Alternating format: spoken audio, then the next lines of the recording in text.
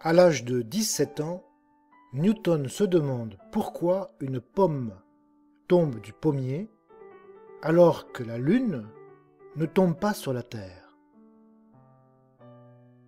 On pensait jusque-là que les objets sur Terre, comme les pommes, ne suivent pas les mêmes lois que les corps célestes. Comparer le mouvement de la Lune et d'une pomme, penser qu'il pourrait exister des lois physiques universelles, sur Terre comme dans les cieux, c'était une véritable révolution. Auparavant, la physique était dominée par la pensée d'Aristote. Chaque objet a son lieu qui lui est propre. Et si on l'en détourne, il fait ce qu'il peut pour y retourner. Tout ce qui nous entoure cherche son équilibre naturel. Une pomme tend à aller vers le bas, puisque c'est sa nature.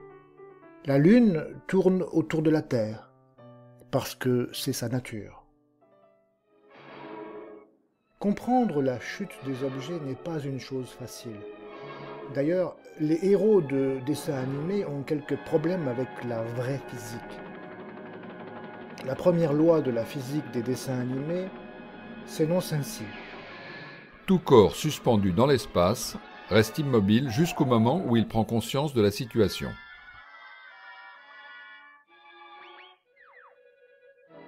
Selon un dessinateur de Walt Disney, Les dessins animés suivent les lois de la physique, sauf si le contraire est plus drôle.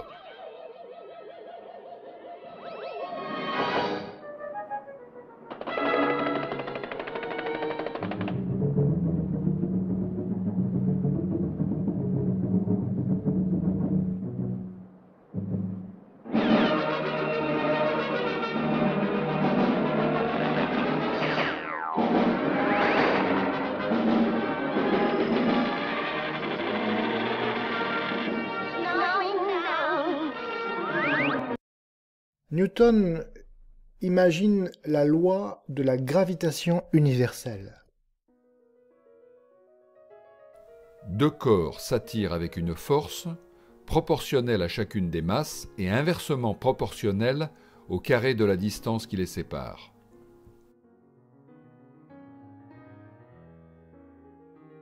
D'où vient cette force d'attraction? Comment l'expliquer? Comment comprendre que deux objets à des milliards de kilomètres puissent s'attirer instantanément? Voilà un mystère qui ne sera expliqué en partie que bien plus tard par Einstein. Tous les objets, par exemple une pomme ou la Lune, sont attirés par la Terre. C'est la force de pesanteur, le poids, qui s'applique à tout ce qui nous entoure.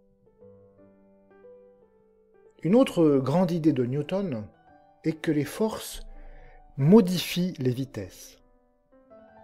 Quand une vitesse change, on dit que l'objet est accéléré.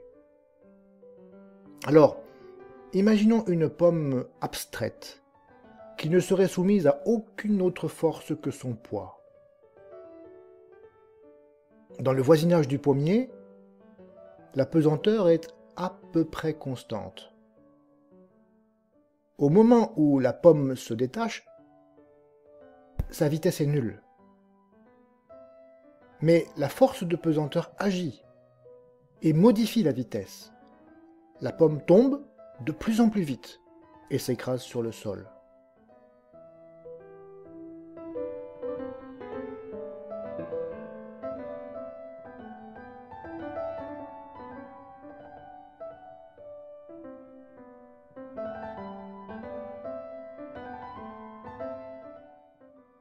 Newton va plus loin. Il nous explique comment calculer une trajectoire si on connaît les forces. Une bille roule sur un plan. Que va-t-il lui advenir? Rien. Elle continue à rouler à vitesse constante. Cette affirmation qu'on trouve dans les livres de physique est vraie bien sûr. sauf qu'elle ne correspond pas à notre pratique quotidienne. La bille de billard va finir par s'arrêter. Des forces de frottement la ralentissent. Mais négligeons ces forces. Lorsque la bille est en contact avec le sol, celui-ci réagit et impose une force de réaction opposée à la pesanteur qui l'empêche de transpercer le sol. Si bien que la force totale qui agit est nulle. S'il n'y a pas de force, il n'y a pas de modification de la vitesse, et la vitesse est constante.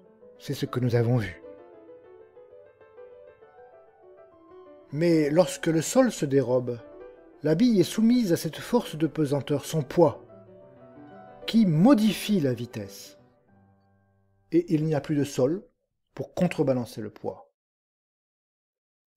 Newton exprime tout cela par l'une des formules les plus importantes de la physique.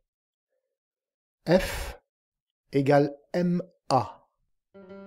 F, c'est la force, m, la masse de l'objet, et a, l'accélération. L'accélération, c'est la vitesse à laquelle évolue la vitesse. Autrement dit, la dérivée de la vitesse. Dans notre situation, la force de pesanteur est constante, dirigée vers le bas. C'est donc que l'accélération est constante, dirigée vers le bas.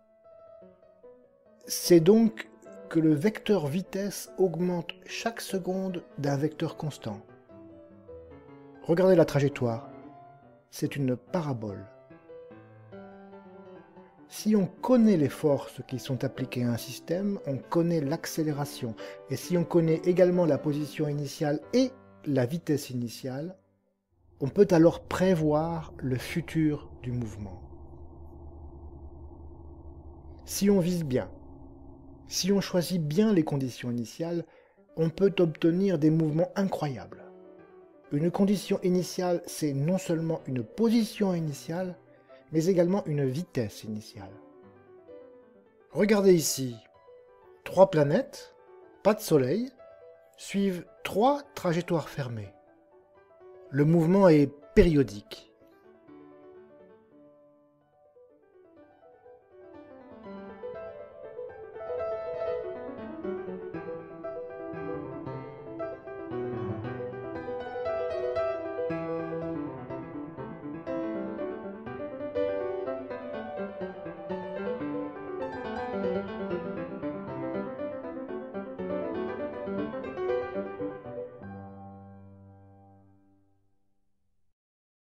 Ici, c'est plus intéressant. Les 3 planètes partagent la même trajectoire.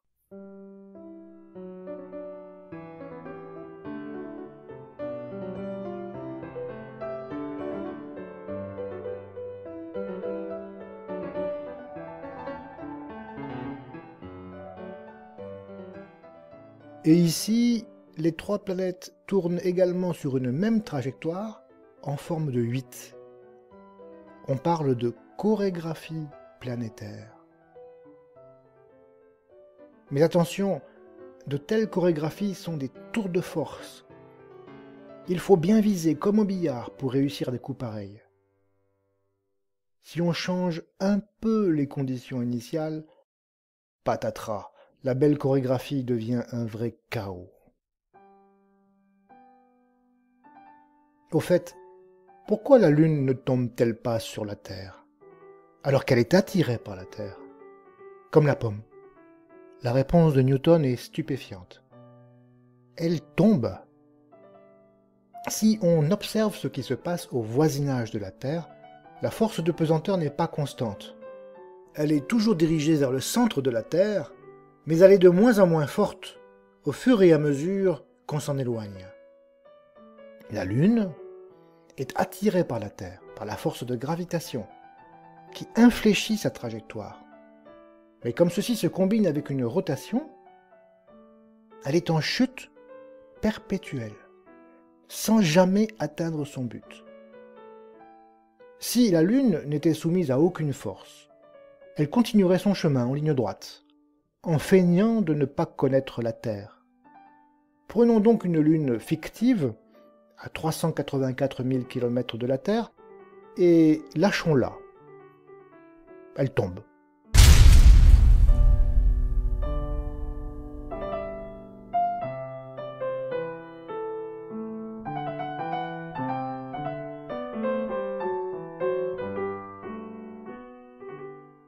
Deuxième tentative, lançons la même Lune, mais avec une petite vitesse initiale horizontale. La trajectoire est un peu déviée, mais nous n'avons pas évité la catastrophe.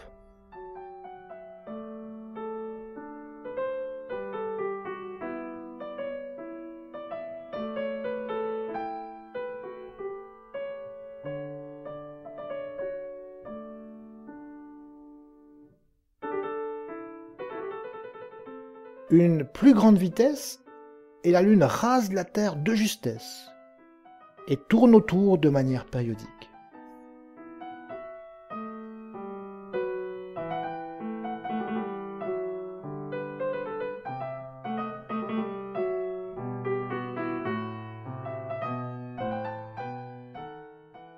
Une vitesse plus grande encore, et la Lune tourne sur une orbite circulaire, comme ce qui se passe à peu près dans la réalité.